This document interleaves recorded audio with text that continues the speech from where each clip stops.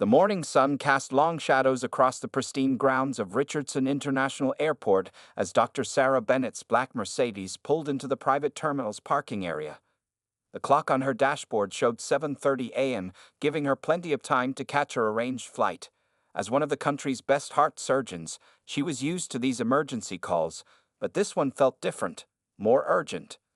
Sarah checked her appearance in the rearview mirror, making sure her dark curly hair was neatly tied back in its usual professional style. Her crisp white coat, which she always wore during medical transport, hung perfectly over her navy blue dress. Around her neck, her stethoscope rested alongside her hospital ID card, both symbols of the authority and expertise she had earned through years of dedicated work. The security guard at the parking entrance had greeted her with a warm smile, recognizing her from her previous emergency flights. "Good morning, Dr. Bennett. Another life to save today," he had asked cheerfully. She had nodded, appreciating his kind words, not knowing that her next interaction would be vastly different. As she gathered her things, Sarah's phone buzzed with another update from St. Mary's Hospital. The message was clear. Patient stable but critical. Surgery team standing by. She took a deep breath, mentally preparing herself for the complex procedure ahead. The hospital had informed her that the patient, a 12-year-old boy named Tommy, needed an emergency heart valve replacement. These were the moments that reminded her why she had chosen this challenging career. Sarah collected her medical bag, which contained specialized equipment she might need during the flight. She had learned early in her career to always be prepared for any situation. The bag was heavy, filled with emergency medications, portable monitoring devices, and other essential tools. Next to it sat her small rolling suitcase. She never knew how long these emergency calls might keep her away from home. The private terminal building stood about 50 yards away, its glass walls reflecting the morning sunlight. Several airport staff members were already going about their morning duties, preparing other private jets for their wealthy owners. But Sarah's flight was different. It wasn't about luxury. It was about saving a young boy's life. As she walked toward the terminal, her heels clicked rhythmically against the polished floor. The sound echoed through the nearly empty space, mixing with the distant roar of commercial planes taking off on the main runways. She could see her arranged jet through the terminal's windows, a sleek Cessna Citation, one of the fastest private jets available, specially equipped for medical transport. Time was crucial in Tommy's case. The hospital had chosen to fly her in precisely because of the urgency. A commercial flight would have taken too long, and the boy's condition required immediate intervention. Sarah had performed hundreds of similar surgeries, but each case was unique, each life equally precious. The morning air was crisp when she stepped out of her car, carrying a subtle hint of jet fuel, a smell she had grown familiar with over her 15 years as a top surgeon. Her phone buzzed again, the pilot confirming he had completed all pre-flight checks. Everything was running smoothly, just as planned. Sarah straightened her shoulders and walked with the confident stride that came from years of walking hospital corridors in high-pressure situations. Her credentials were secured in her coat pocket, and her hospital's letter of authorization was safely tucked into her bag. She had done this dozens of times before: board a private jet, fly to a hospital, save a life, and return home. It was almost routine by now. Little did she know that this morning would be anything but routine. As she approached the terminal entrance, she noticed a security guard she had never seen before, standing with his arms crossed, watching her with an expression that made her pause for just a moment. But Sarah pushed the thought aside. She had a job to do, and the young boy's life was hanging in the balance. Mark Willis stood at his post near the tarmac entrance, his security badge gleaming in the morning sun. He had only been working at the private terminal for 3 weeks, and already he felt like he owned the place. His previous job at a small-town mall hadn't given him much authority, but here, controlling access to private jets made him feel important. When he spotted Dr. Sarah Bennett walking toward him, Willis immediately straightened his back and put on what he thought was his most authoritative face. He watched her approach, his eyes narrowing as she got closer. In his mind, she didn't fit his image of someone who belonged in the private terminal. "Ma'am, this is a restricted area," Willis called out, his voice carrying a tone that made several nearby staff members turn their heads. "The main terminal is that way." He pointed toward the commercial section of the airport, not even trying to hide his condescending smile. Sarah kept her professional composure as she reached for her credentials. Good morning, sir. I'm Dr. Sarah Bennett, and I have an arranged medical transport flight. Here am I. Listen, Willis cut her off, stepping directly in front of her path. I've worked here long enough to know who belongs and who doesn't. He crossed his arms, making himself appear larger. And you're clearly in the wrong place. Sarah took a deep breath, remembering the young patient waiting for her. Sir, I understand you're doing your job, but this is an emergency situation. If you'll just look at my credentials. Emergency. Willis scoffed, looking around at his colleagues as if sharing a joke. Right. And I'm the President of the United States. A few people nearby shifted uncomfortably, but no one stepped in yet. Sarah tried again, her voice steady despite the growing tension. She pulled out her hospital ID, her medical license, and the flight authorization papers. These documents will confirm my identity and purpose here. The hospital has arranged. Willis waved his hand dismissively, not even glancing at the papers she held out. Ma'am, I don't need to see whatever those are. This is a private terminal for private jets. You know, for important people. His emphasis on important made his meaning clear. Sarah's phone buzzed again. Another message from the hospital. She knew every minute of delay could affect her patient's outcome. Sir, there's a 12-year-old boy waiting for emergency heart surgery. I need to board that jet. She pointed to the cetacean waiting on the tarmac. Oh, now you're claiming to be a heart surgeon? Willis laughed, his voice getting louder. Look, I don't want any trouble, but you need to leave before I call for backup. More airport staff had gathered now, watching the scene unfold. Some looked concerned, others confused, but none had yet intervened.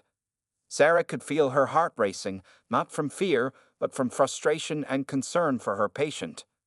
My credentials are right here, she said one more time, her voice firm but professional. You can verify them with the airport authority, the hospital, or the flight crew. But I need to board that jet now. Willis took a step closer, invading her personal space. Ma'am, I won't say it again. You need to leave. This is a secure area, and I'm trained to spot people who don't belong. And you? He looked her up and down with obvious disdain. You definitely don't belong here. Sarah stood her ground, though inside she was calculating how many minutes this delay was costing her patient. She could see the pilot through the terminal windows now, checking his watch and looking concerned. The morning sun continued to rise, casting long shadows across the tarmac, as what should have been a routine morning turned into something far more problematic. The morning quiet at Richardson International Airport's private terminal was completely gone now. What had started as a simple security check had turned into a scene that drew more and more attention. Airport staff members clustered in small groups, whispering among themselves. A few passengers waiting for their own flights stood by the large windows, phones in hand, watching the situation unfold. Sarah's phone buzzed again, this time with a more urgent message from St. Mary's Hospital. Tommy's condition worsening. How far are you? She glanced at her watch. 15 minutes had already been wasted. The thought of the young boy waiting for surgery made her stomach tight with worry. Listen here, Willis said, his voice getting louder with each word. I've been trained in security protocols. These protocols exist for a reason. He emphasized each word as if speaking to a child. And my protocols tell me that you don't fit the profile of someone who belongs here. A young baggage handler, who had been watching nervously, stepped forward. Mr. Willis, maybe we should just check her. Stay out of this, Tom, Willis snapped, causing the young man to step back. This is a security matter. We can't just let anyone walk in here claiming to be a doctor. Sarah noticed more phones coming out, some people clearly recording the confrontation. She kept her voice steady, though her patience was wearing thin. Sir, while you're maintaining protocols, a child's life is at risk. One phone call to the hospital or the airport authority would confirm everything.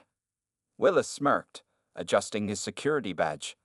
Oh, now you're trying to make me look like the bad guy, playing the emergency card. He turned to the growing crowd. See how they always have a story, always have some emergency. An older woman in a business suit, waiting for her own flight, spoke up from the sidelines. This is ridiculous. Just check her credentials already. But Willis seemed to grow more stubborn with each intervention. Ma'am, I know exactly what I'm doing. We have strict protocols about who can access these private jets. He put extra emphasis on the word protocols, but everyone could hear what he really meant. Sarah's phone buzzed yet again. This time it was the pilot. Dr. Bennett, is everything okay? We need to take off soon to maintain our flight slot. The growing crowd had created a semicircle around them. Some people were shaking their heads in disapproval, others were making calls, and a few were openly filming the entire incident. The morning sun now streamed fully through the terminal's windows, casting harsh shadows that seemed to highlight the tension in the scene. "This is your final warning," Willis declared, puffing up his chest. "Either leave now, or I'll have to call for backup and have you removed from the premises." His hand rested meaningfully on his radio. Sarah stood her ground, her medical bag still over her shoulder, her credentials still extended. "And this is my final attempt to reason with you," she replied, her voice clear and firm. "Every minute you delay me puts a child's life at greater risk. This isn't about protocols. This is about your assumptions and prejudices." A gasp went through the crowd. Willis's face turned red. "How dare you accuse me of—" "I'm not accusing you of anything," Sarah interrupted, her professional calm finally showing cracks of frustration. "Your actions speak for themselves, and everyone here is witnessing them." The terminal had gone completely quiet now, except for the distant sound of jet engines and the soft beep of Sarah's phone receiving another urgent message. The morning had turned into a standoff that would soon reach its breaking point. Just as the situation seemed about to boil over, the glass doors leading to the tarmac swung open. Captain Michael Rodriguez, a veteran pilot with 20 years of experience flying medical transport missions, strode through them with purpose. He had been watching the scene unfold through the windows while completing his pre-flight checks, and he'd finally seen enough. "What's going on here?" Captain Rodriguez's voice carried across the terminal with the authority of someone used to commanding attention. He was still in his crisp pilot's uniform, his captain's stripes gleaming on his shoulders. Willis turned, startled by the new voice but quickly trying to regain his composure. "Captain, I'm handling a security situation here. This woman is trying to—" "This woman," Rodriguez interrupted, "is Dr. Sarah Bennett, one of the best cardiothoracic surgeons in the country." He walked over to stand beside Sarah, his face showing clear disapproval of the situation. "She's flown with me at least a dozen times on emergency medical missions." Sarah felt a wave of relief at the pilot's arrival, but her thoughts remained with her patient. She checked her phone again. Another message from the hospital showed Tommy's condition was becoming more critical. "But sir," Willis stammered, his earlier confidence beginning to crack, "protocols state that." "Protocols?" A new voice joined in. It was Maria Chen, the terminal's head of ground operations, who had finally been alerted to the commotion. She rushed forward, her face flushed with embarrassment. "Dr. Bennett is a registered medical transport passenger. Her clearance is permanent in our system." More airport staff members who knew Dr. Bennett began stepping forward. Janet from the coffee shop spoke up first. "She saves lives here all the time. I just served her coffee last week during another emergency flight." "I've handled her flight paperwork dozens of times," added Marcus from the dispatch office, waving a folder of documents. "Her credentials are always in perfect order." Willis's face had turned from red to pale as he realized the gravity of his mistake. He looked around at the crowd of witnesses, many still recording with their phones, and saw nothing but disapproving faces. Captain Rodriguez checked his watch with growing concern. "Dr. Bennett, we're now 20 minutes behind schedule. The weather window for our flight path is closing." "The boy's pressure is dropping," Sarah added, showing the latest message from the hospital. "We need to leave now." Maria Chen stepped forward, her airport security clearance badge prominently displayed. "Mr. Willis, step aside immediately." Her voice carried the weight of authority that Willis had tried so hard to fake. "Dr. Bennett needs to board that jet now." The crowd parted as two senior security officers approached, having been called by concerned staff members earlier. They had already been briefed on the situation through their radios and had checked Dr. Bennett's credentials in the system. "Mr. Willis," one of the officers said firmly, "please surrender your security badge and report to the main office." The change in Willis's demeanor was dramatic. Gone was the arrogant stance and condescending tone. He fumbled with his badge, his hands shaking slightly as he unclipped it from his uniform. Captain Rodriguez gently touched Sarah's elbow. Doctor, we really need to go. The jet is ready, and that boy needs you. As they walked toward the tarmac doors, the crowd of witnesses began to applaud. Several airport staff members called out apologies and words of encouragement. Sarah walked quickly, her medical bag secure on her shoulder, focused now only on getting to her patient as quickly as possible. Behind them, Willis stood deflated, watching as his brief career at the private terminal came to an inglorious end. The senior officers were already leading him away, while Maria Chen began apologizing to the other passengers for the disruption to their morning routines. Before Sarah could reach the tarmac doors, she stopped and turned around. Despite the urgency of her situation, something inside her told her this moment was too important to let pass. The terminal had fallen silent, all eyes focused on her. "Mr. Willis," she called out, her voice clear and steady. The security guard, who was being led away, paused and turned to face her. His earlier arrogance had disappeared completely, replaced by obvious discomfort. Sarah pulled out her phone and opened her hospital's website. With quick, practiced movements, she pulled up her profile page. "Since you refused to look at my credentials, perhaps you'd like to see this now." Maria Chen, the head of ground operations, took the phone and held it up where everyone could see. On the screen was Sarah's professional profile. Dr. Sarah Bennett, MD, PhD, head of cardiothoracic surgery at St. Mary's Hospital. The page showed her impressive list of qualifications, including graduating top of her class from Harvard Medical School, completing her residency at Johns Hopkins, and performing over 1,000 successful heart surgeries. "I completed my medical degree while raising 2 children as a single mother," Sarah continued, her voice carrying across the now silent terminal. "I've spent 15 years saving lives, including 3 emergency cases at this very airport last month alone." The crowd murmured as they looked at the phone being passed around, showing Sarah's numerous awards and recognition in the field of cardiothoracic surgery. Several people who had been recording earlier continued to film, capturing this moment of vindication. "That boy waiting for surgery," Sarah went on, her professional calm masking her internal urgency. "His name is Tommy. He's 12 years old and dreams of becoming a baseball player. His heart valve is failing, and every minute we waste here reduces his chances of playing baseball again." Willis's face had turned an even paler shade as he looked at the phone now being held in front of him. The page showed newspaper articles about Sarah's groundbreaking surgeries, including a recent one about her developing a new minimal invasive technique for pediatric heart surgery. "I don't expect an apology," Sarah said, checking her watch again. "But I hope you'll think about this moment the next time you make assumptions about someone based on their appearance." Captain Rodriguez stepped forward again. "Dr. Bennett, we really must go now. The latest weather report shows turbulence building along our route." Sarah nodded, but she had one final thing to say. She turned to address the crowd of witnesses. "What happened here today isn't just about me. It's about every professional who's ever been judged not by their qualifications, but by their appearance. It's about every person who's had to work twice as hard to be taken half as seriously." Several people in the crowd nodded in agreement. A few were wiping tears from their eyes. The young baggage handler who had tried to intervene earlier was openly crying. "Now, if you'll excuse me," Sarah concluded, picking up her medical bag, "I have a young boy's heart to fix." As she turned to leave, Maria Chen was already on her phone, calling ahead to ensure no more delays would occur. The senior security officers had resumed leading Willis away, this time toward the Human Resources office where his fate would be decided. The terminal erupted in applause again as Sarah walked through the doors to the tarmac. She could hear people cheering behind her, but her mind had already shifted to the task ahead. She had exposed one person's prejudice and hopefully taught him a valuable lesson, but now it was time to do what she did best: save a life.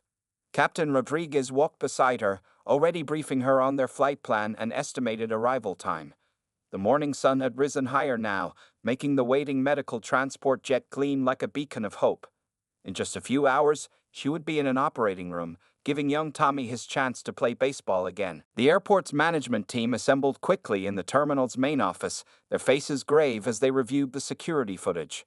Robert Chen, the airport operations director, sat at the head of the conference table, his expression darkening as he watched the video playing on the large screen before them.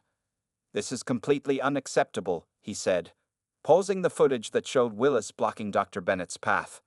We built a reputation for excellence at this terminal, and in less than 30 minutes, one person nearly destroyed it. Linda Martinez, the chief of security, was already drafting an official apology letter. Her fingers moved quickly across her laptop keyboard as she spoke. Dr. Bennett has been using our medical transport services for years. She's literally saved lives on our premises. Outside the office windows, they could see the medical transport jet taking off, finally carrying Dr. Bennett to her patient. The delay had lasted 28 minutes. 28 minutes too long for everyone involved. The videos are already spreading on social media, Sarah Thompson, the PR director, reported, holding up her tablet. We need to act fast. People are demanding answers, and they should get them. She scrolled through various posts showing clips of the incident, many already gathering thousands of views. Willis sat in a corner of the room, his security uniform now lacking its badge, his earlier confidence completely deflated. Two senior security officers stood near him, their presence making it clear he wasn't free to leave. "Mr. Willis," Robert Chen addressed him directly, "would you care to explain your actions?" His tone made it clear this was more of a formality than a real question. Willis shifted uncomfortably in his chair. "I was just trying to follow security protocols." His voice trailed off as he saw the disappointment and anger on everyone's faces. "Protocols?" Linda Martinez interrupted sharply. "Our protocols include checking credentials when they're presented. Dr. Bennett showed you multiple forms of ID, which you refused to even look at. That's not following protocols, that's deliberately ignoring them." The room fell silent as another airport staff member entered with a thick folder. "Here's Dr. Bennett's complete file," she said, placing it on the table. "She's flown through our terminal 27 times in the past year alone, all for emergency medical transfers. She has the highest level of security clearance possible for medical transport personnel." Robert Chen stood up, his decision made. "Mr. Willis, your employment with Richardson International Airport is terminated, effective immediately." He turned to the security officers. "Please escort him out after he's completed the necessary paperwork." But the airport's response didn't stop there. Linda Martinez outlined their immediate action plan. "We're implementing mandatory bias training for all security personnel, reviewing and updating our credential verification procedures, and establishing a new rapid response protocol for medical transport personnel." Sarah Thompson added, "We're also issuing a public statement acknowledging our failure today and detailing the steps we're taking to ensure this never happens again. We'll be reaching out to Dr. Bennett to issue a formal apology once her emergency surgery is complete." The PR team was already drafting messages for social media, making it clear that discrimination of any kind wouldn't be tolerated at Richardson International. They also prepared a press release highlighting the airport's long-standing relationship with medical transport services and their commitment to supporting emergency medical flights. As Willis was led out of the office, the morning sun now high in the sky, Robert Chen turned to his team. "Today's incident was a wake-up call. We're going to use this as an opportunity to become better, to ensure that every person who passes through our terminal is treated with the respect they deserve." The management team nodded in agreement, each person already focused on their part in making things right. Outside, the regular buzz of airport activity continued, but inside the terminal, a significant change was taking place, one that would affect how things were done at Richardson International Airport for years to come. By mid-afternoon, the videos of the morning's incident had spread across every major social media platform. The clips showed different angles of the confrontation, but they'd all told the same story: a highly qualified doctor being discriminated against while trying to save a child's life. In a quiet hospital room at St. Mary's, Tommy's parents watched the viral videos on their phones, their eyes wide with disbelief. Their son was now in recovery after a successful emergency heart valve surgery, performed expertly by Dr. Bennett, despite the morning's delay. They couldn't believe that the calm, skilled surgeon who had just saved their son's life was the same person they were watching being harassed in these videos. She never even mentioned what happened. Tommy's mother whispered, wiping tears from her eyes. She came straight to Tommy, focused completely on him, like nothing else mattered. Meanwhile, back at Richardson International Airport, the story had taken on a life of its own. News vans lined the entrance to the private terminal, reporters eager to cover the story that had captured national attention. Inside, the airport's PR team worked tirelessly to address the flood of media inquiries. Sarah Thompson, the PR director, had already given 3 interviews. "We failed today," she said honestly to the cameras. "But we're committed to making sure this type of discrimination never happens again in our facility." The airport's social media accounts were overwhelmed with comments. Many shared their own stories of facing similar discrimination in professional settings. Others praised the airport's swift response but demanded to know what specific changes would be made to prevent future incidents.